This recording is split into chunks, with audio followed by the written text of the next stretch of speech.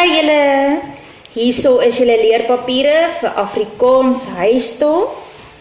Julle skryf dit op die 2de Junie. So maak seker, die 2de Junie skryf julle Afrikaans huistol.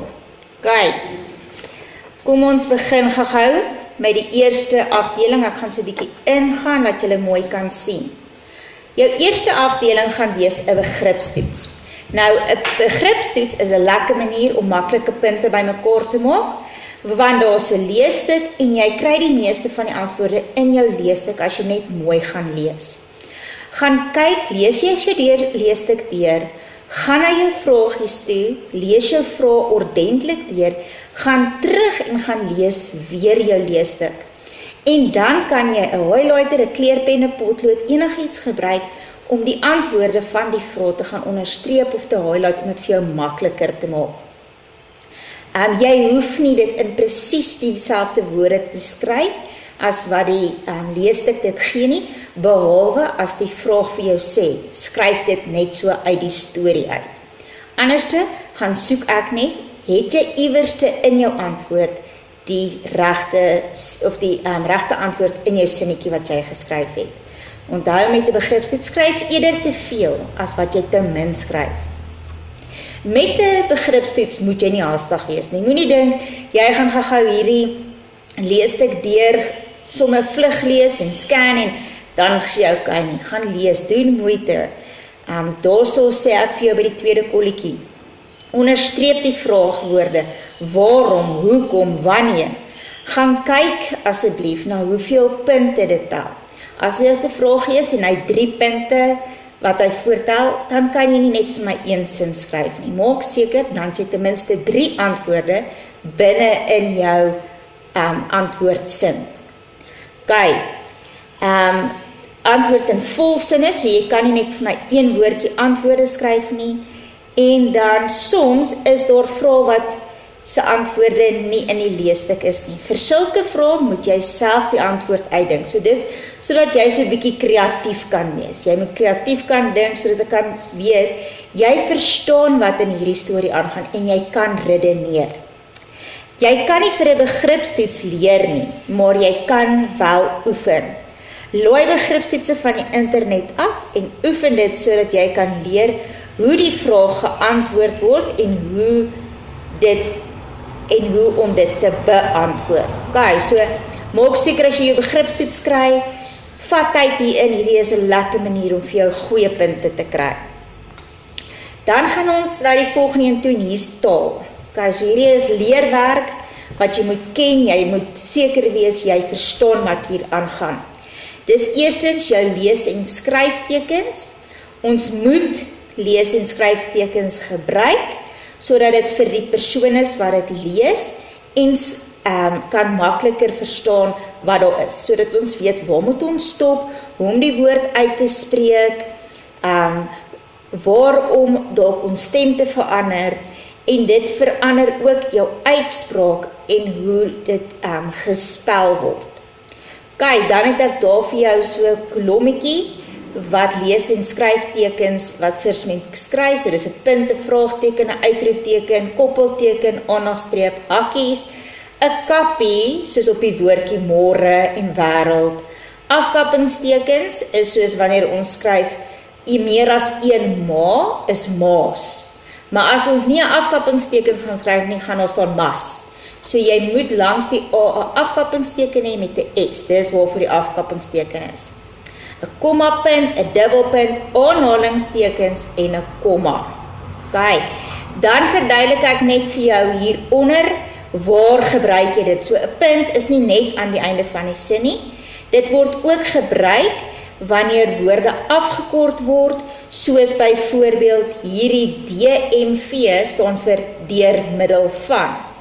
Me is vir mevrou. En dan is daar ook dae en maande van die jaar wat ook afkorting sê is wanneer ons nie die hele maand wil uitskryf of die hele dag van die week wil uitskryf nie. Maar jy moet ook seker maak, dis nie net enige manier hoe jy kan afkort nie, daar's ook sekere reëls wanneer daar afkortings gebruik word.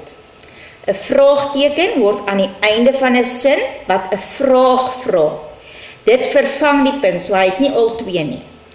Wanneer kom jy by my kuier? Dan vervang hy met 'n punt met 'n vraagteken, so dis enige vraag. 'n Kappie word gebruik op vokale, O, I, E, U, soos met môre, wêreld, brû. Hy gaan nie op enige letter van die alfabet 'n kappie kry nie. 'n Hoofletter, maak seker jy begin, sommer in jou begripstoets ook. Sinne moet met 'n hoofletter begin. Dis baie belangrik. Name, maande, dae word altyd met 'n hoofletter geskryf, as ook plekke se name. Volgende bladsy is bladsy 4, dis werkwoorde, ons is nog steeds by taal. 'n Werkwoord is 'n aksie of 'n doenwoord. Ek eet, dis iets wat jy doen. Ek eet my roomys en drink 'n koeldrank. So in hierdie geval is daar 2 werkwoorde.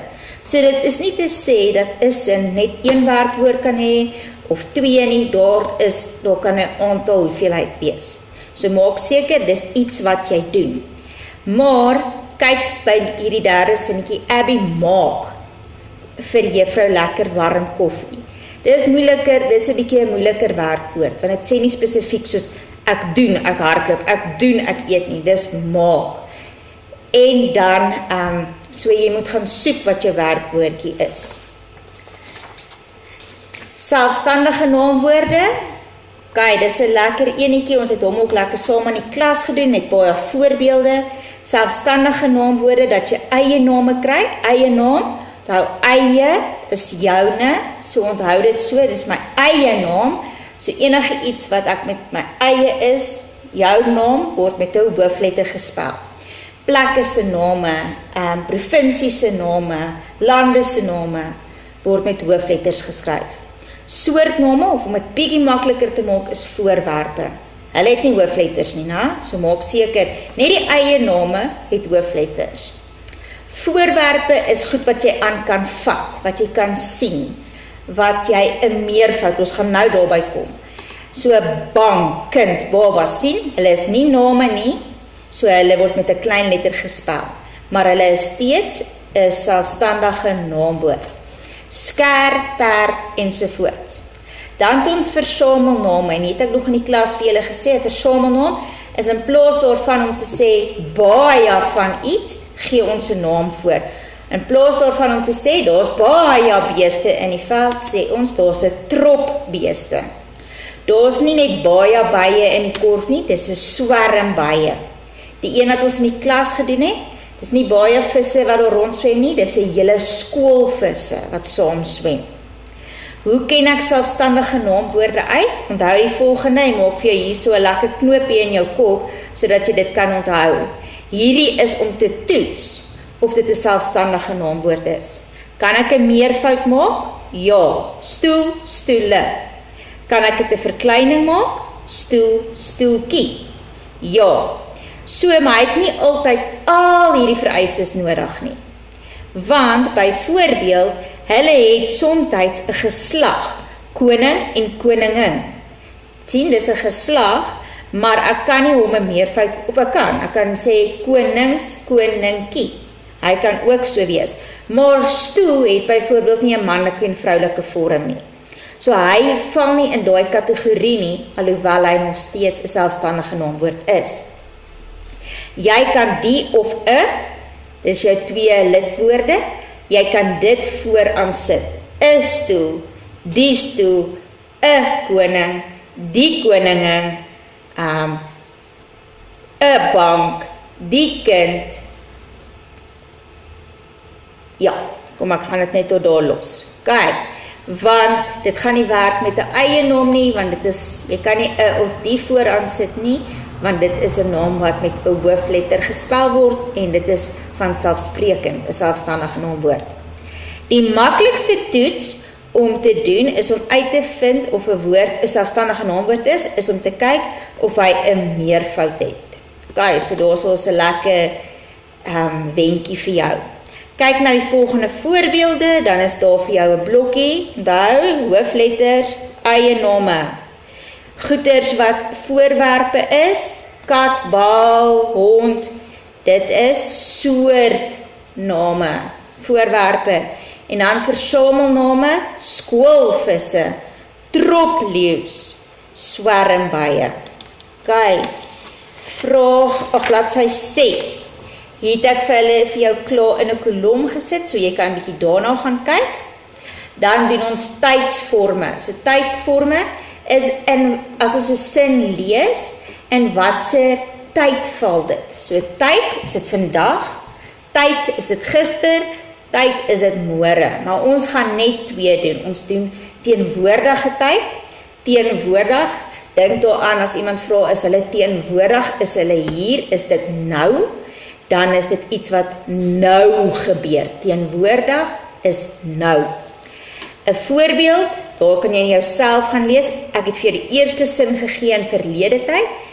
Ek het sokker Vrydagmiddag gespeel. Ek speel sokker Vrydagmiddag. Dit gebeur nou. Die hond blaf hard vir die posman. OK, juffrou staan voor in die klas. Dis iets wat nou gebeur. Maar ons gebruik nie die woordjie nou nie.